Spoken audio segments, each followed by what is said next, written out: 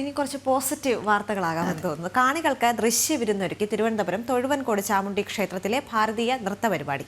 തിരുവനന്തപുരം ക്ഷേത്ര കലാ കേന്ദ്രത്തിന്റെ നേതൃത്വത്തിലാണ് നൃത്തരാവ് അരങ്ങേറിയത്.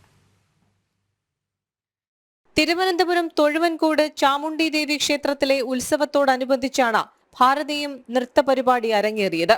ഭാരതത്തിന്റെ ക്ലാസിക് നൃത്തരൂപങ്ങളെ കോർത്തിണക്കിക്കൊണ്ടുള്ളതായിരുന്നു ക്ഷേത്ര കലാകേന്ദ്രം അവതരിപ്പിച്ച നൃത്തരാവ്.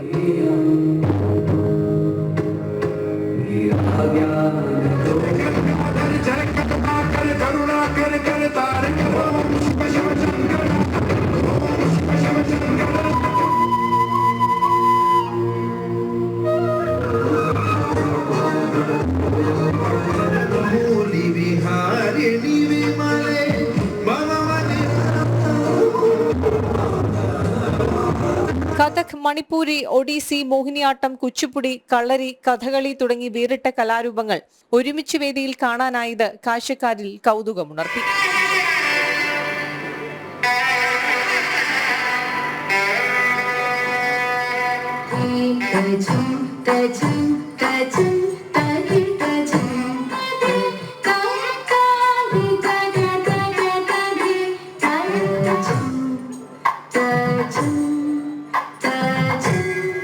തനത് കലാരൂപങ്ങൾ ആസ്വദിക്കുന്നവർ കുറവായതിനാലാണ് ഭാരതത്തിന്റെ വിവിധ കലാരൂപങ്ങളെ വേറിട്ട രീതിയിൽ കോർത്തിണക്കി അവതരിപ്പിച്ചതെന്ന് ക്ഷേത്ര കലാകേന്ദ്രം സെക്രട്ടറി ശ്രീവരാഹം അശോക് കുമാർ പറഞ്ഞു. നമ്മുടെ ജനങ്ങൾക്ക് ഒരു കഥകളിയോ അല്ലെങ്കിൽ ക്ഷേത്ര കലാരൂപങ്ങളെയോ ആസ്വദിക്കാനുള്ള ഒരു ഓഡിയൻസ് അല്ലെങ്കിൽ സഭ ഇപ്പോൾ ഇല്ല, നിലവിലില്ല. അപ്പോൾ ഒരു നൂതന ശൈലിയിൽ കൂടെ ഒരു ഫ്യൂഷൻ മോഡലിലൊക്കെ അവതരിപ്പിച്ചു കഴിഞ്ഞാൽ ജനങ്ങൾക്ക് ഉള്ളിലോട്ട് നമ്മൾ എന്തെങ്കിലും കണ്ടന്റ് കൊടുക്കണം. ഇപ്പം കഴിഞ്ഞ പ്രാവശ്യം നമ്മൾ നടന താള തരംഗം എന്ന് പറഞ്ഞിട്ട് താളങ്ങളുടെ ബേസ് ചെയ്തു.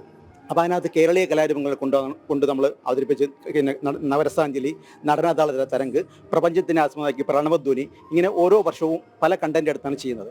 അപ്പോൾ ആൾക്കാരുടെ ശ്രദ്ധ കൂടുതൽ ആകർഷിക്കുന്നുണ്ട്. അപ്പോൾ അവരിരുന്ന് അതിനെ ആസ്വദിക്കുന്നുണ്ട്. അതുകൊണ്ടാണ് നമ്മൾ ഇങ്ങനെ കണ്ടന്റ് എടുത്ത് ചെയ്യുന്നത്. ഓരോ കലയിലും പ്രാവീണ്യം തെളിയിച്ച 55 കലാപ്രതിഭകളാണ് ഭാരതീയം നൃത്ത പരിപാടി അവതരിപ്പിച്ചത്.